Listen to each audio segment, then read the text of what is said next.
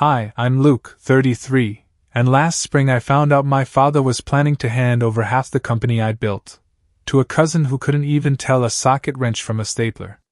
So, I did what any self-respecting man would do. I burned it all down, professionally. My old man, Frank, started Holloway Aggregate and hauling back in '95. Small fleet, 2 dump trucks and a backhoe, mostly hauling gravel and filled dirt for local construction crews. Honest work. Loud, greasy, and underpaid. I grew up inside those trucks, literally. Some of my earliest memories are the smell of diesel and the sound of ratchet straps snapping tight. When I was 19, I tried college for 1 semester. Business admin hated it. I wanted to work, not write essays about market share. So I came back home, and Dad said the same words every working-class father says when he secretly hopes his kid will do better. All right, but don't expect me to hand you anything. Fair enough.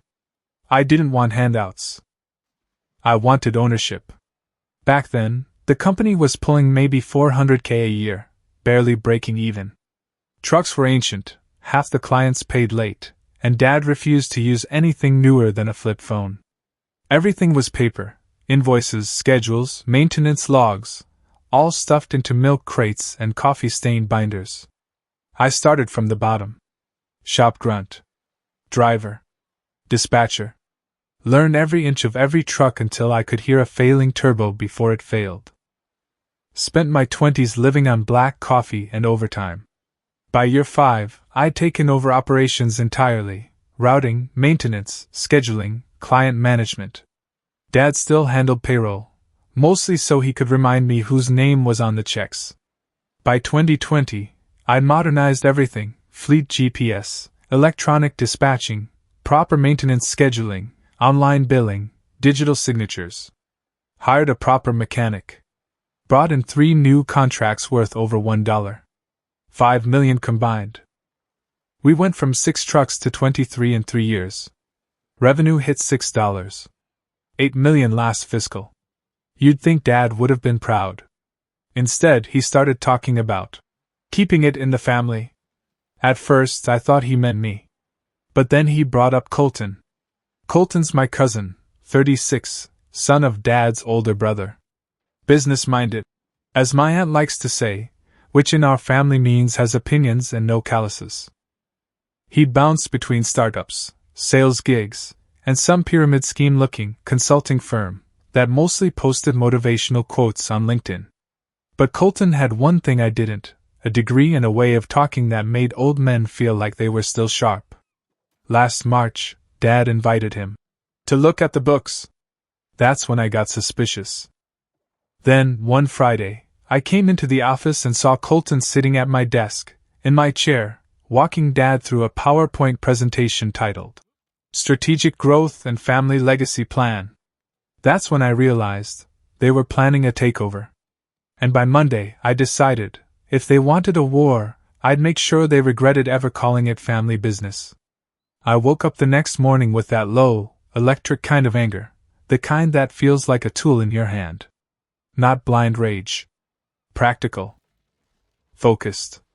I had 7 years of receipts, signed contracts, late-night texts, and a crew who trusted me.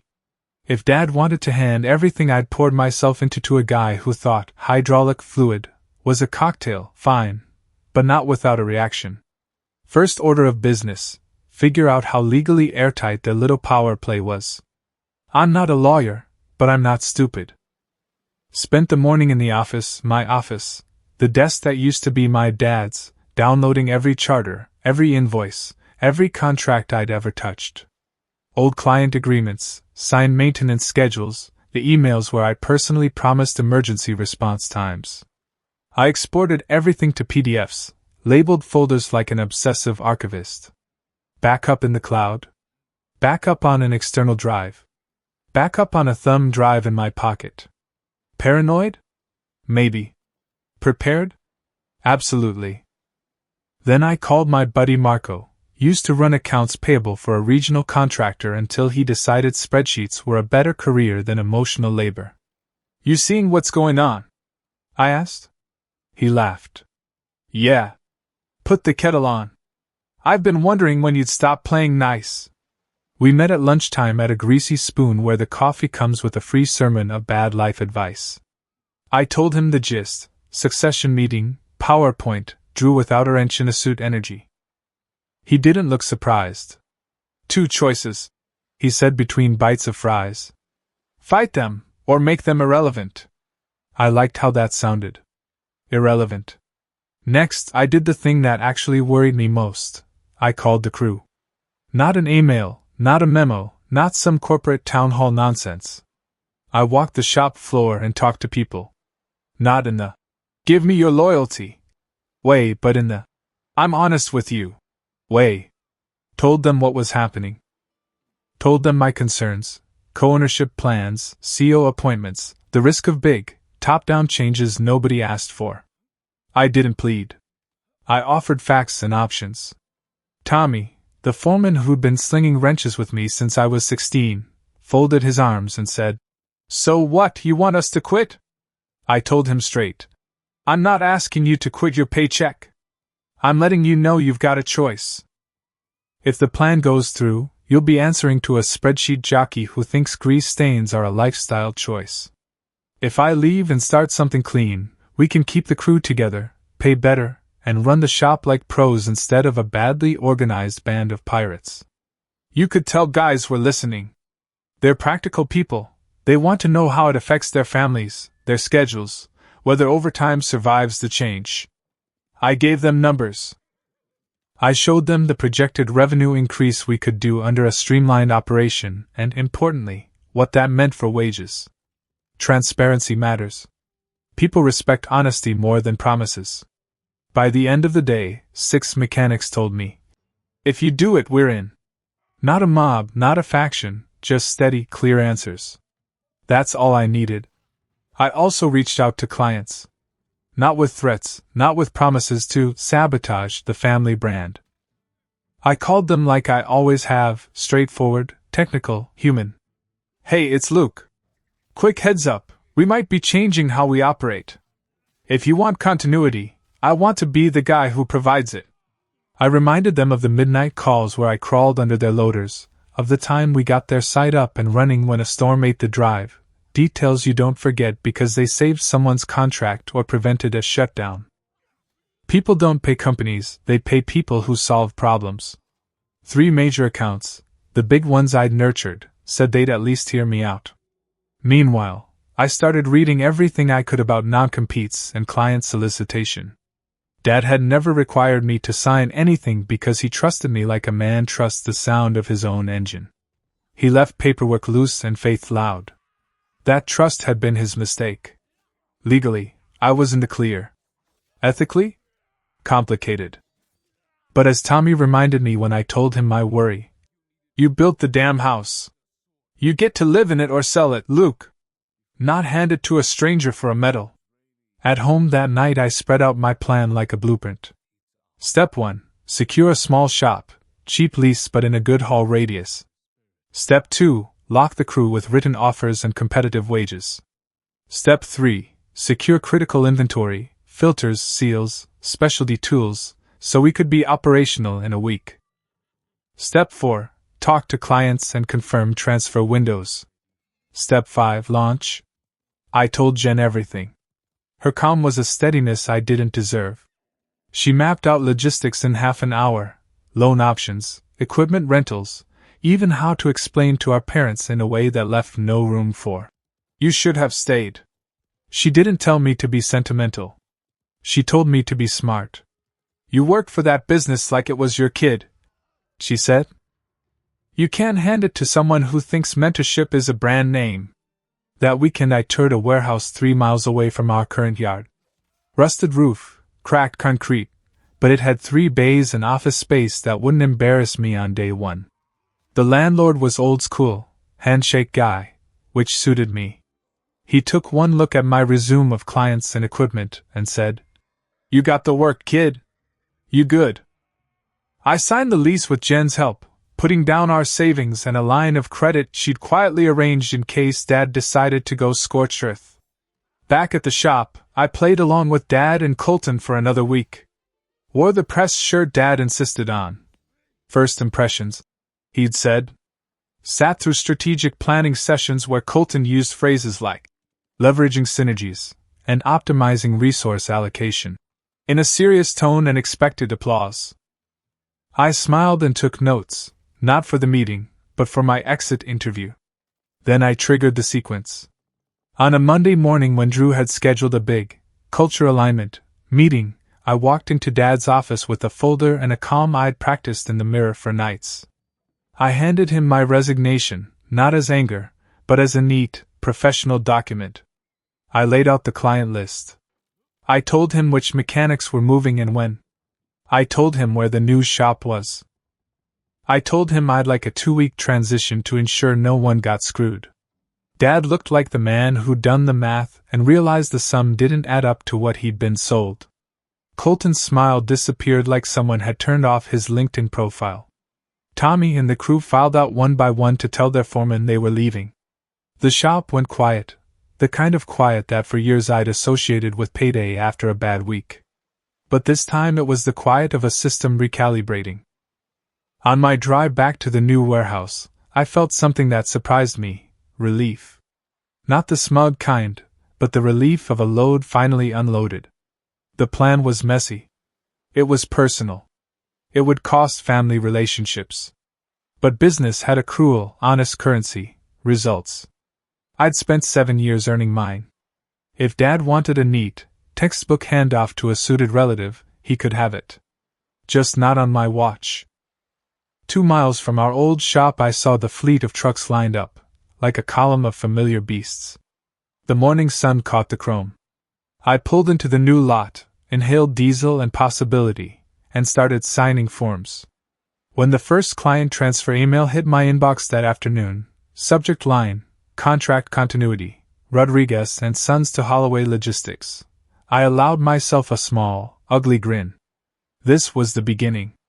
The rest was execution. 3 days after I walked out, Dad called. Didn't yell, didn't curse, which somehow made it worse. He just said, "Luke, I can't believe you do this to your own family." And for a second, I almost broke. Almost. Because he sounded small, not angry small, disappointed small. The kind of tone that used to make me drive all night just to help him with a busted axle at 2 a.m. But then I remembered that office, Colton in my chair, talking about family legacy, like he'd earned the right to say the word legacy in my shop. So I said, "You made a decision, Dad. I just followed your example." He hung up. By Friday, 3 more mechanics left him. 2 of them took their toolboxes straight from the old shop to mine. No pit stops, no secrecy. Just clean exits. Colton sent me an email that same afternoon, all corporate and sterile. "Luke, per our counsel, you are hereby directed to cease and desist from contacting any current clients of Holloway Aggregate and Hauling. Failure to comply will result in legal action." I replied with one line. No non-compete, no NDA, no chance. Have a great weekend. Didn't hear from him again. But I did start hearing from clients. First, Morrison Excavation. Then Westpint Materials. Then a city contract that had taken me 3 years to win over. One by one, they emailed me personally, not procurement, not accounting, me. Every message was the same flavor of polite but firm: we prefer to continue our service agreement with Luke's new company. By the end of month 1, we were at full capacity, 4 bays running 14 hours a day, phones ringing nonstop. The crew was exhausted, greasy, happy. We were doing in 6 weeks what it took me 2 years to do last time. Meanwhile, rumor mill said Dad's operation was falling apart. Colton's efficiency audits pissed off every mechanic who stayed. One guy told me Colton made him fill out a task optimization worksheet before fixing a hydraulic line. I laughed so hard I nearly spilled my coffee. Then one afternoon, Dad showed up at my new place. Unannounced. I was under a dozer with Big Tommy when I saw his boots. I knew those boots, same pair he'd worn for 20 years, oil-stained, sole-peeling. He didn't say anything at first. Just watched. "Hey, Dad," I said finally, sliding out from under the machine. You here to sue me, or just sightsee? He sighed, rubbing the back of his neck. You really think this makes you right? I don't care about right, I said. I care about fair. You promised me that shop would be mine if I built it. I built it. Then you gave half to a cousin who doesn't know how to spell backhoe. I was trying to secure the family's future.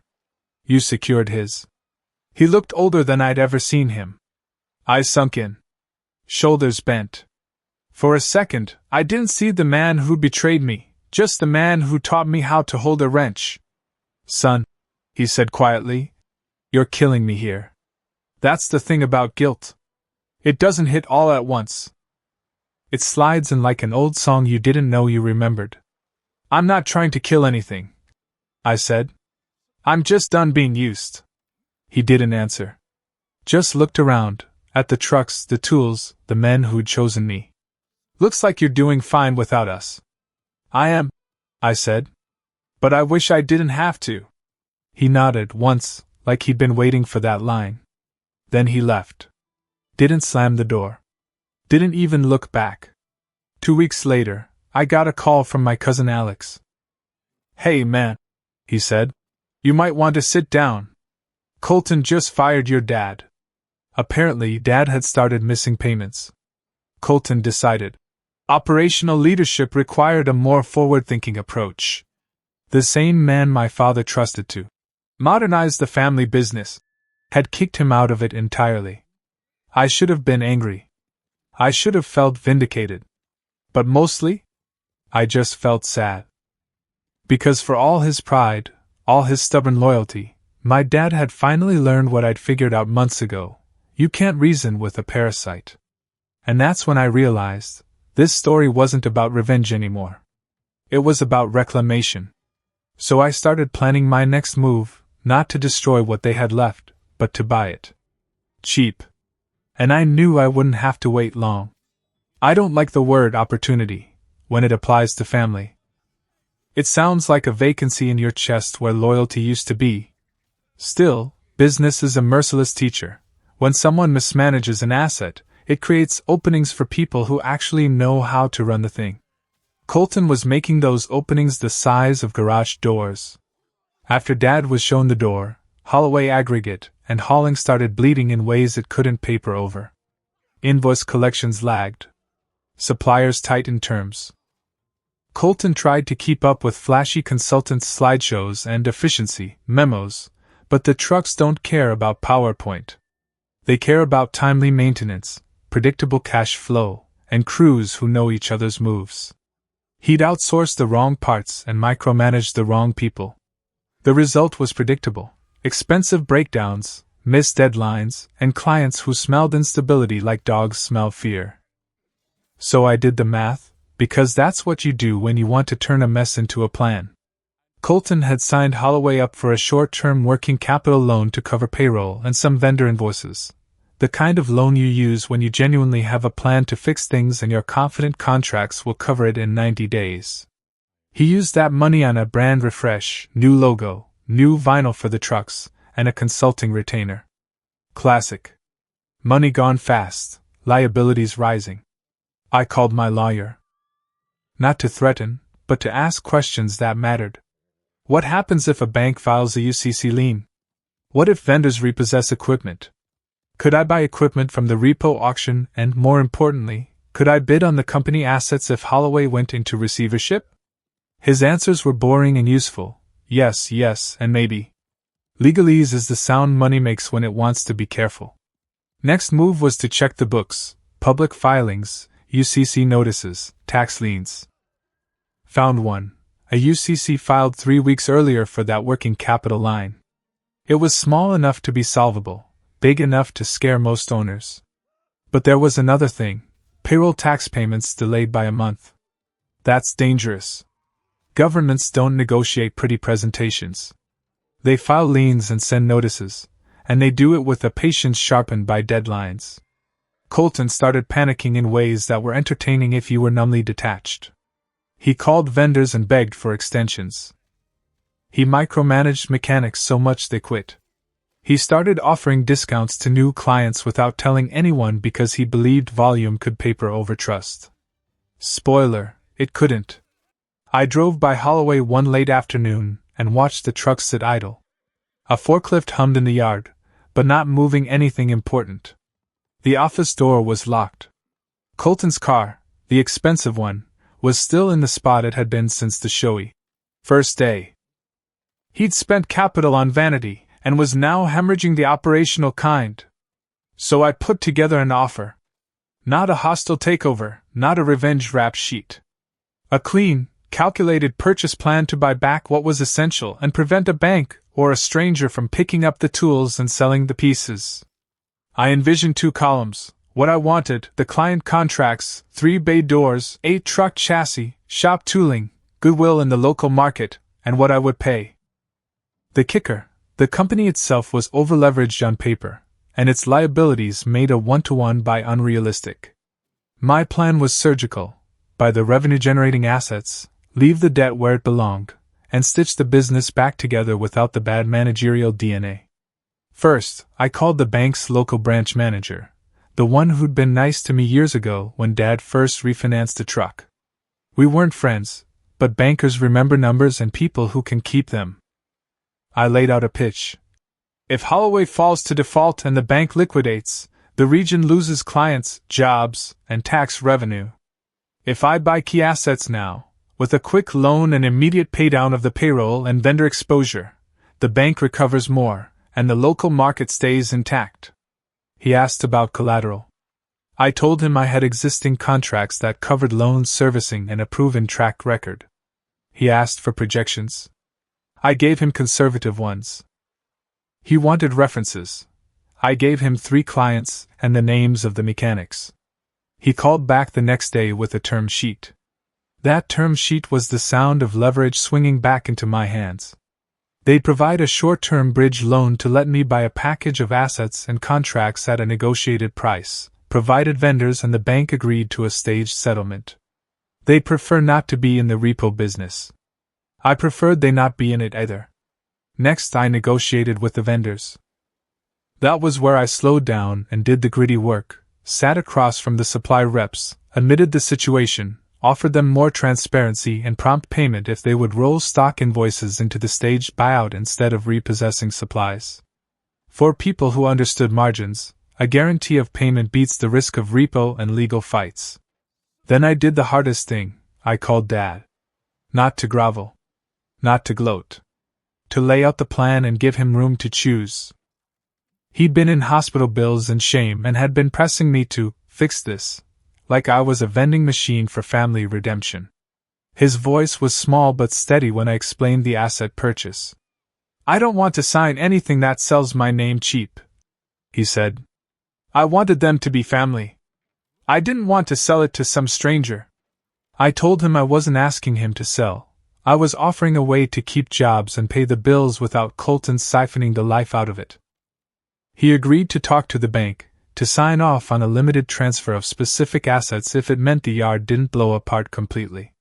Colton, naturally, didn't take the news gently. When he got wine through a vendor that I was arranging financing and lining up clients to sign over a continuity clause, he lashed out. First, an email with legal scare language accusing me of attempted client poaching. Then, an ugly voicemail where he threatened litigation and mentioned my name in ways I won't repeat. There was a passive-aggressive sign on the office door. Do not trust renegade employees. Cringe. I let it slide. Legal threats from a guy who spent company money on branded coffee sleeves are theater, not pointing out the right wrong. Then the pressure ramped. Colton started sending handwritten notices to clients. We remain committed to Holloway. And slipped a thin, oily note to the city procurement guy suggesting stability was an issue. That last move pissed off a few people. Procurement hates surprises and extortion-adjacent behavior. One of the municipal project managers called me privately and said, "We want continuity, Luke, but not circus." I sent him a calm email, immediate access to equipment, names of certified mechanics, service-level assurances. He replied in 30 minutes with a signed pre-transfer acknowledgement. Those little yes added like bricks. 2 days later, the bank convened a meeting. Holloway's creditors, my lawyer, Colton, my lawyer, and a bank rep. I walked in carrying 2 thick folders, one with an asset purchase agreement and staged payment plan, one with client letters of intent to transfer service to my new company if the asset sale was approved.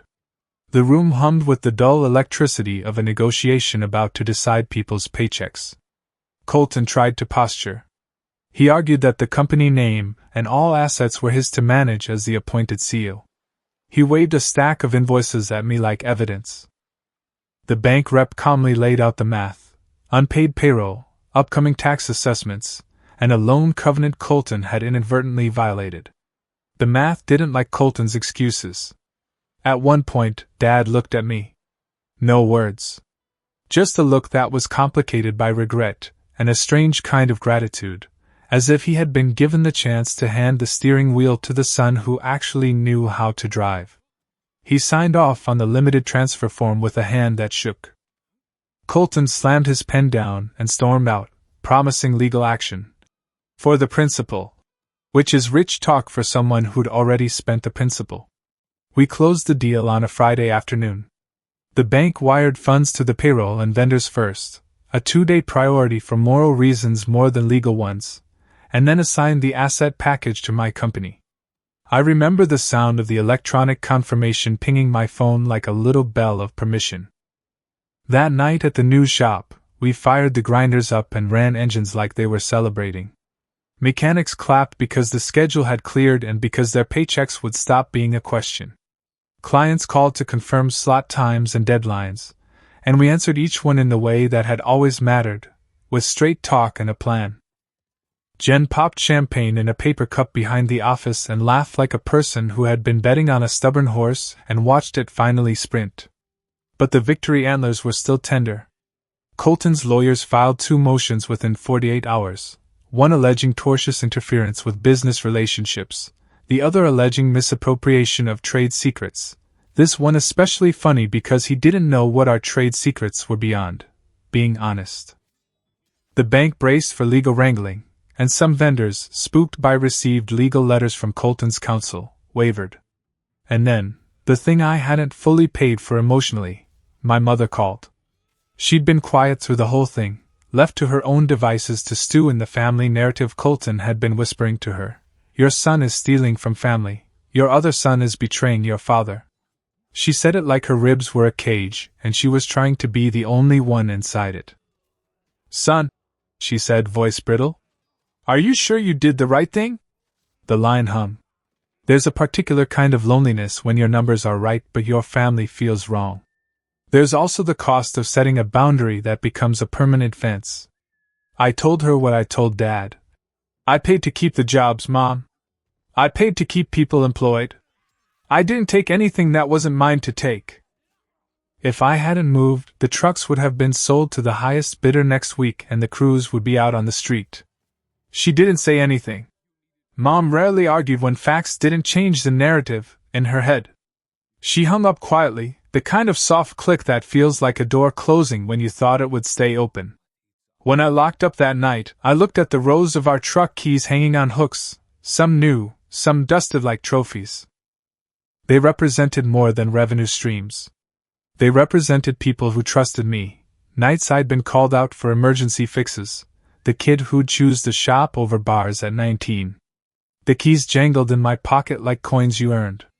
I slept with one ear tuned to the phone, waiting for the next legal grenade or family ambush. The papers were being filed. Colton was loud and dangerous in court talk and middle-of-the-night emails. But the bank had made a business decision, better to stabilize than to liquidate, and I had the client's faith. That, as Tommy said over greasy breakfast the day after the deal closed, is the rarest currency, reputation turned into receipts. Still, family doesn't stop being family just because you structure a better balance sheet. It gets complicated, deadlier sometimes, because now there's money and pride and history and hurt tangled together. I knew this purchase was just chapter 1 of a longer story. And I also knew that if Colton wanted to keep fighting, he'd bring lawyers. If he wanted to burn bridges, he'd burn them ugly. I wasn't naive enough to think this was clean. but I was calm enough to know how to respond. The next morning, a courier left an envelope on my office desk. White, no return address. Inside, a single, folded photograph, Dad in front of the original 2-truck lot, smiling wide, arm around him and me as a kid, grease on my cheek. On the back, in the neat, familiar handwriting of the aunt who loved family narratives, a single line. "You were supposed to keep it together, Luke." I set the photo on my desk and kept working. The war had just gotten personal again. The lawsuit hit 2 weeks later. Courier packet, thick as a phone book, stamped. Urgent. Tortious interference. Misappropriation. Damages exceeding $2.4 million. Colton's lawyer must have been billing by the comma. I read the first 10 pages, poured a coffee, and laughed. You could tell they had no case. It wasn't a lawsuit, it was a tantrum printed on legal stationery. They were hoping I'd panic, settle, or crawl back. They still didn't understand me. I sent everything straight to my lawyer, a quiet guy named Harris who's allergic to drama and loves paper trails. He read it, yawned, and said, "We'll file a motion to dismiss. He can't claim interference when the clients voluntarily transferred contracts after you resigned. And unless you stole trade secrets, which apparently means knowing how to run a business better, we're fine." So we fought it. But that didn't stop the noise. Colton went public.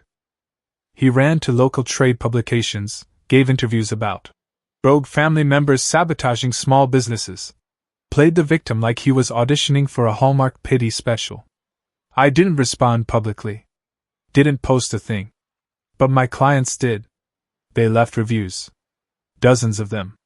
Verified companies, verified accounts, all saying the same thing. Luke's crew shows up, knows their craft, and delivers on time. That's all we care about. Within a week, his PR stunt backfired. The comments section turned into a graveyard of credibility. Then came the subpoena. They wanted my records, client lists, invoices, phone logs, emails. Harris smirked. "Let's give them everything.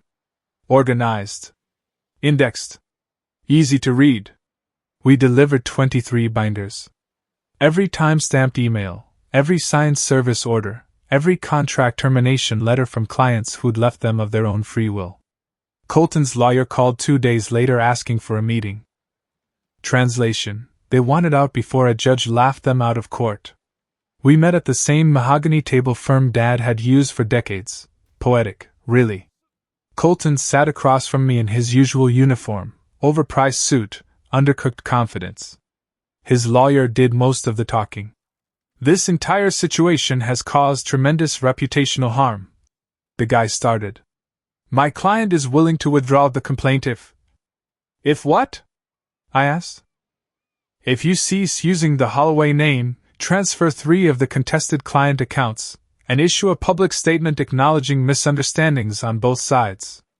I looked at Harris, then back at the lawyer. "No." Colton's nostrils flared. "You think you can just walk away?" "I already did," I said. "And your name's already mud. You did that part for free." His lawyer tried again. "You realize litigation can drag on.